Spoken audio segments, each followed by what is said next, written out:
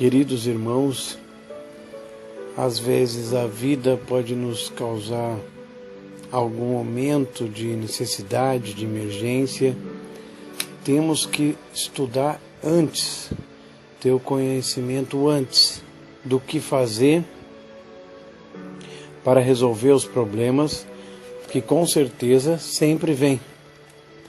Então, se a gente estiver preparado, nós vamos vencer e saber o que fazer. Então temos que conhecer o poder que Deus nos deu, que é o poder igual de Jesus, porque Ele falou: em meu nome farão as mesmas obras que eu faço. Então vamos conhecer mais um pouquinho, vamos usar mais o poderoso nome de Jesus.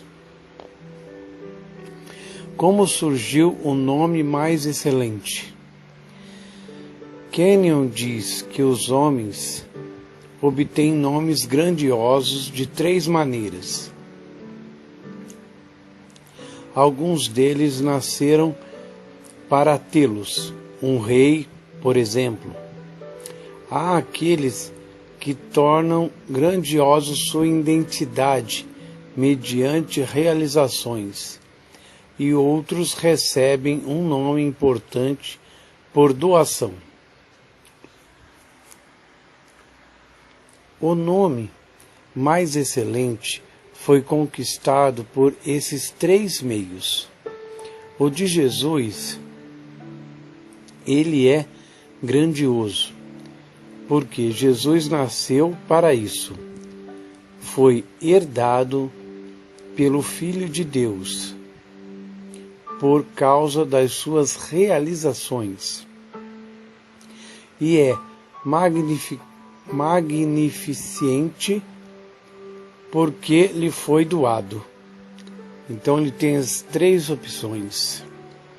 Vamos agora examinar com profundidade essas verdades maravilhosas. Elas estão quase além da nossa capacidade de compreensão. No entanto, à medida que nos alimentarmos dela, pouco a pouco tornar-se-á parte da nossa consciência. Mesmo de relance, precisamos captá-las em nosso espírito, não apenas em nossos pensamentos. Porém, elas têm de passar pelo raciocínio a fim de atingir o coração, porque a mente é a porta para ele.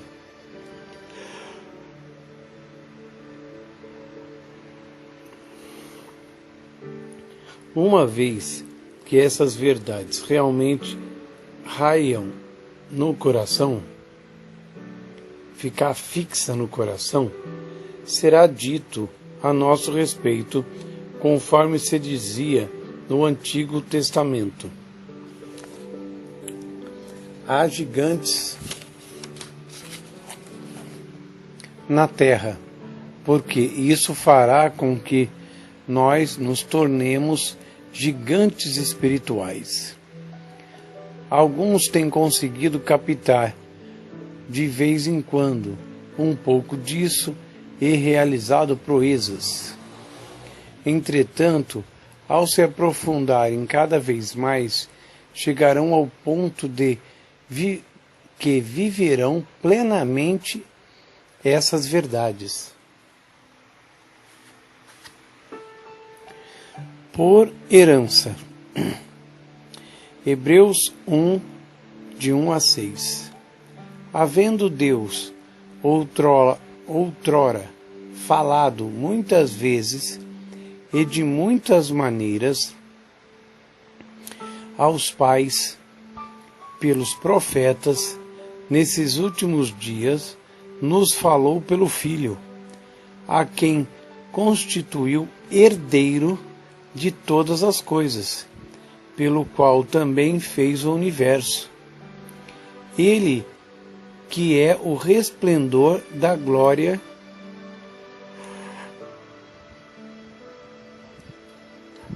e a expressão exata do seu ser, sustentando todas as coisas pela palavra do seu poder.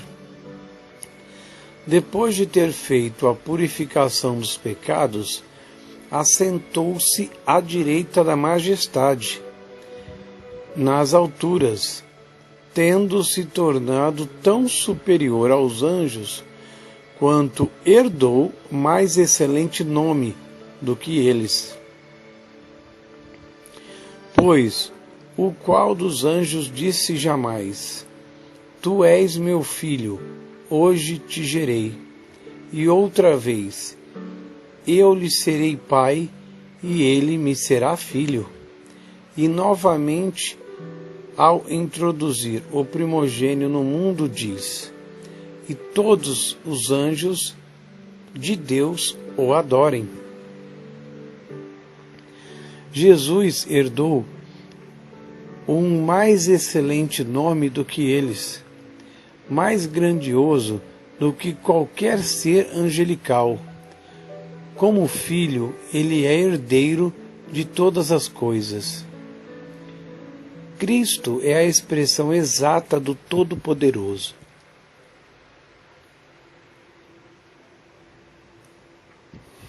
Ele é o resplendor do Altíssimo. Ou, segundo diz certa tradução, ele brilha com o brilho do Pai. Ele é Deus, que nos fala e herdou o mais excelente nome. Quando? Certamente antes de vir para esta terra, porque ele já possuía tudo. Deus, através de Jesus, criou todas as coisas. Não o recebeu quando veio para o mundo, porque a Epístola de Filipenses afirma que ele se esvaziou de toda honra e toda glória. Filipenses 2:7.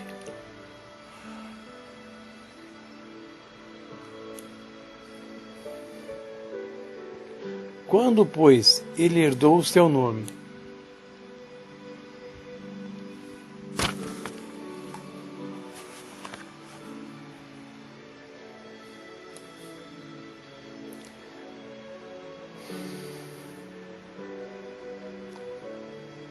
Há um indício nos seguintes versículos. Hebreus 1, 4, 5. Feito tanto mais excelente do que os anjos, quando herdou o mais excelente nome do que eles. Porque o qual dos anjos disse jamais: Tu és meu filho, hoje te gerei. E outra vez: Eu lhe serei por pai, e ele será por filho. Esses versos nos contam quando ele herdou esse nome mais excelente, no momento em que Deus lhe disse: Tu és meu filho, hoje te gerei. Ou seja, no dia em que foi gerado. Em que ocasião ocorreu isso? A maioria das pessoas pensa que o Messias foi gerado ao entrar no mundo como um menino de Belém. Não, gerado significa nascido. O Filho de Deus não nasceu quando tomou sobre si a carne humana, pois preenchista com o Pai, simplesmente assumiu um corpo. Jesus já existia antes de vir para a terra. Hebreus 10, 5.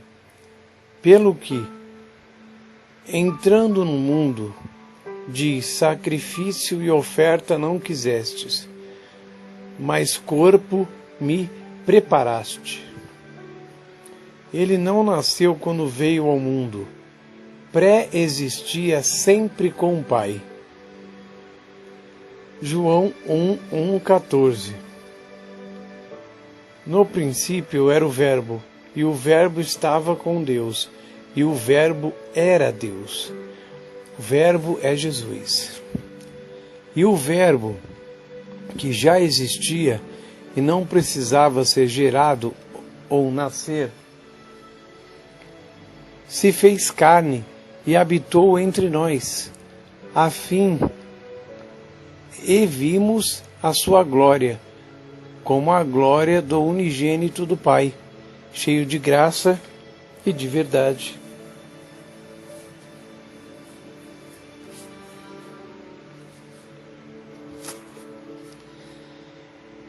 Não, a declaração "Tu és meu filho, hoje te gerei", não faz referência ao dia em que ele tomou para si um corpo.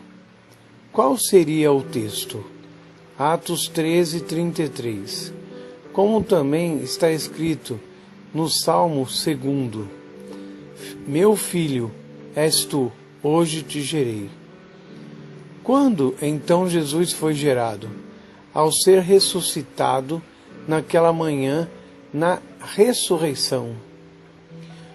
Porque precisou ser gerado ou nascer, porque se tornou como nós, separados de Deus, e provou a morte espiritual por toda a humanidade. Ele levou todo o nosso pecado. Então, quando ele levou o nosso pecado, ele se separou de Deus. Seu espírito, o homem interior, passou até pelo inferno em nosso lugar. Hebreus 2:9. Vemos, porém, coroado de glória e de honra, aquele Jesus que fora feito um pouco menor do que os anjos, por causa da compaixão e da morte, para que, pela graça de Deus, provasse a morte por todos nós. A morte física não removeria nossos pecados, mas ele experimentou a morte espiritual no lugar do homem. Jesus foi a primeira pessoa que nasceu de novo, porque tinha de acontecer isso, porque esteve distanciado do Pai. Lembre-se do que ele exclamou na cruz: meu Deus, por que me desamparaste?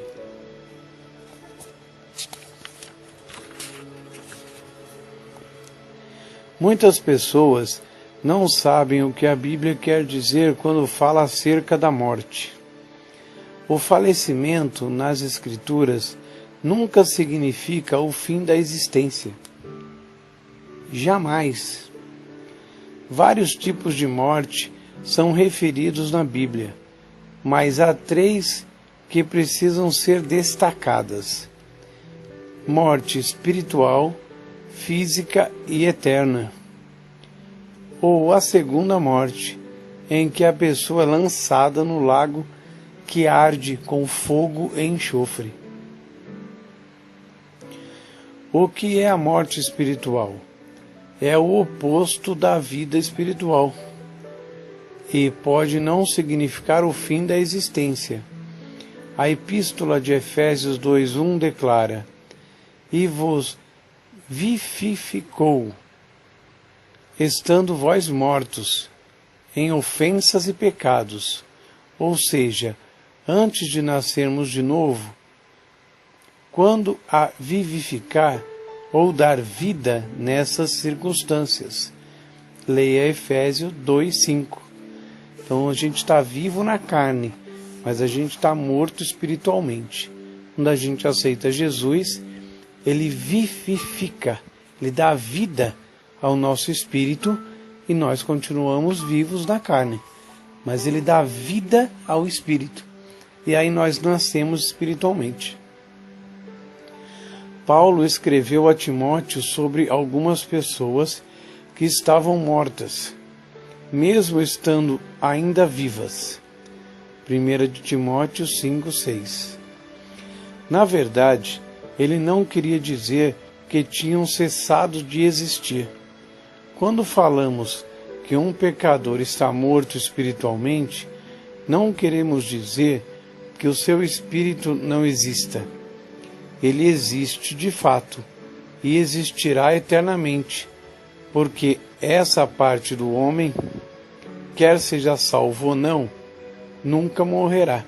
É como Deus. O ser humano possui um espírito eterno, uma alma.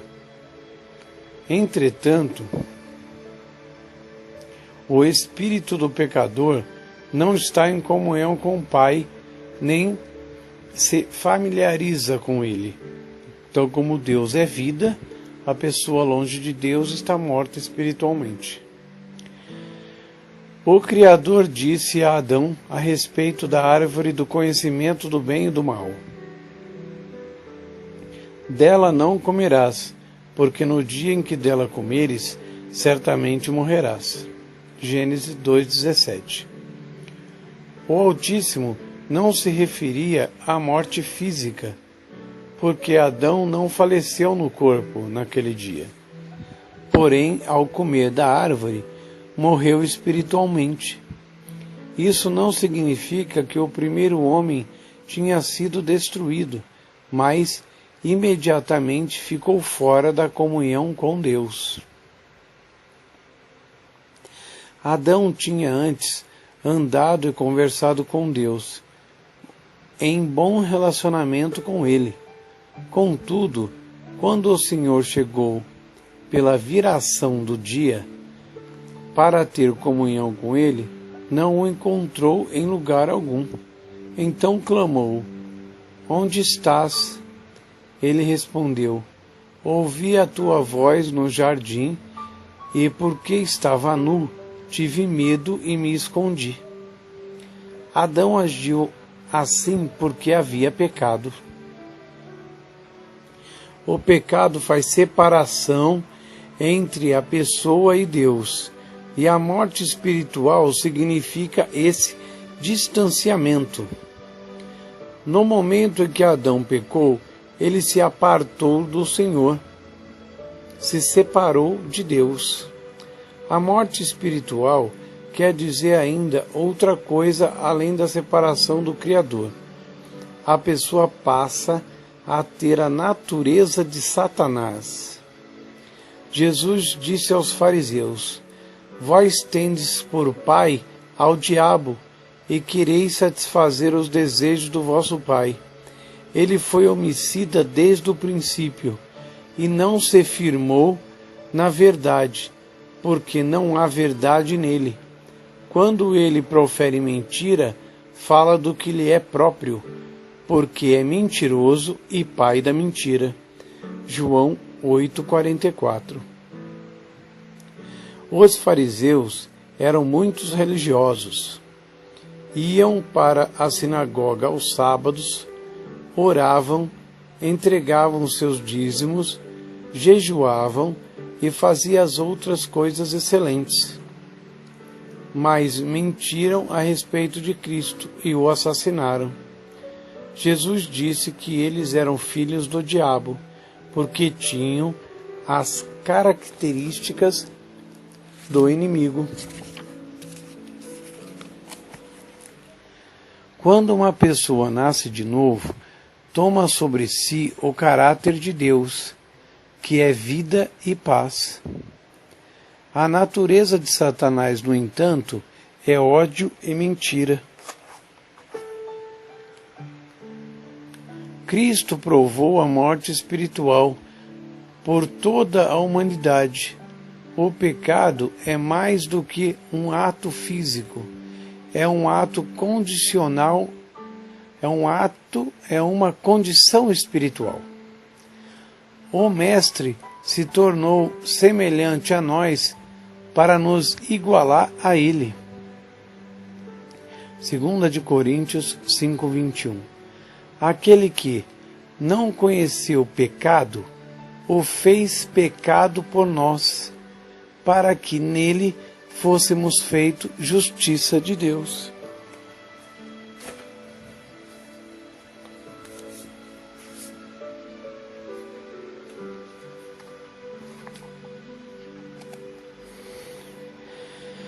Cristo se fez pecado, seu Espírito foi separado do Pai Celestial, e ele desceu ao inferno em nosso lugar. Observe no texto bíblico a seguir que na pregação do dia de Pentecostes, a respeito do Senhor Jesus, Pedro disse: pois não deixará a minha alma no Hades, no inferno, nem permitirá que o teu santo veja a corrupção. Atos 2:27. Encorajo você a ler a totalidade desta mensagem. Ressalta o fato de que Davi, no Salmo 16, 8, 10, realmente profetizou pelo Espírito Santo. Atos 2, 25, 27, 29 e 31. Porque dele disse Davi: sempre via diante de mim o Senhor, porque está à minha direita, para que eu não seja comovido. Por isso se alegrou o meu coração e minha alma, e língua exultou, e ainda minha carne há de repousar em esperança, pois não deixará a minha alma no Hades. Hades quer dizer inferno. Nem permitirá que o teu santo veja a corrupção. Varões irmãos, seja-me lícito dizer-vos livremente acerca do patriarca Davi, que ele morreu e foi sepultado, e entre nós está até hoje a sua sepultura. Sendo, pois, ele profeta, e sabendo que Deus lhe havia prometido com juramento que o fruto dos seus lombos, segundo a carne, levantaria o Cristo para o assentar sobre o trono. Nesta previsão, disse da ressurreição de Cristo, que a sua alma não foi deixada no Hades, nem a sua carne viu corrupção. Estava falando de Jesus. O apóstolo Paulo ensina sobre o mesmo tema no texto seguinte, Atos 13:33, como também está escrito no Salmo 2: meu filho, és tu, hoje te gerei. Fica claro que tanto Pedro quanto Paulo fazem referência ao mesmo assunto. Talvez você não entenda a autoridade do nome de Jesus, mas compreenderá depois. Lá embaixo no inferno, na masmorra do sofrimento eterno, Cristo satisfez as reivindicações da justiça para cada um de nós, porque ele passou por tudo isso em nosso lugar. No céu, Deus disse: é suficiente, e depois ressuscitou. Trouxe seu espírito e a sua alma para si, tirando-o do inferno. Ressuscitou o corpo do Salvador da sepultura e disse: tu és meu filho, hoje te gerei. Que dia é hoje? Aquele que o Messias foi gerado, ressuscitou, portanto, o dia em que Jesus herdou o nome mais do que excelente, o nome todo-poderoso, que é o nome de Jesus. Irmão, nós podemos usar esse nome tendo a certeza que ele é todo-poderoso, que tem todo o poder e autoridade nele. Feche os olhos, coloca a mão no seu coração e busca a Deus com todas as suas forças. Pai maravilhoso e querido, em nome do Senhor Jesus, entramos na Tua maravilhosa e linda e gloriosa presença, Pai. Queremos Te glorificar, Te exaltar, Pai, Te agradecer, Senhor, sempre nos ensinar, nos amar, tomar conta de nós, estar sempre presente, porque o Senhor diz: nunca te deixarei, nunca jamais te abandonarei. Pai, muito obrigado, Senhor. Confiamos em Ti e somos mais que vencedores, porque é o Seu desejo, não o nosso merecimento. Pai, muito obrigado. E em o nome do Senhor Jesus, Eu te peço agora, Pai, desça com o teu poder na vida do meu irmão e da minha irmã que está ouvindo essa mensagem agora. E começa a queimar todo o mal, toda a obra do inferno, todo o problema, toda coisa ruim, dor, doença, hérnia, caroço, saia. Em nome do Senhor Jesus, que tem todo o poder e toda a autoridade, eu repreendo agora toda força contrária, todo espírito maligno, fora com toda a sua obra, demônio, eu te amarro, eu quebro as tuas forças, eu quebro o teu poder, saia daí, fora, fora toda mágoa, tristeza, opressão, depressão, miséria, desemprego, ódio, briga. Em nome do Senhor Jesus, eu arranco você, demônio, pega tudo que é seu, fora. Essa vida não te pertence, esta vida pertence a Jesus, o sangue dele comprou essa vida, fora, saia, eu arranco você, pega tudo que é seu e saia agora, e não volte mais em nome de Jesus. Pai maravilhoso, vamos ler mais a tua palavra, conhecer mais a ti, ler ela todos os dias, sempre te buscar. Por quê? Para ter uma comunhão maior contigo, Pai. Que a gente não pode ter fé, que é a certeza absoluta numa coisa que a gente não conhece. Mas o seu desejo somos mais que vencedores em Jesus. É o seu desejo, Pai. E nós vamos ser, porque o Senhor quer fazer de nós um sucesso. E nós cremos nisso, vamos viver a tua palavra e confiar no teu amor. Pai, muito obrigado. Amém e amém.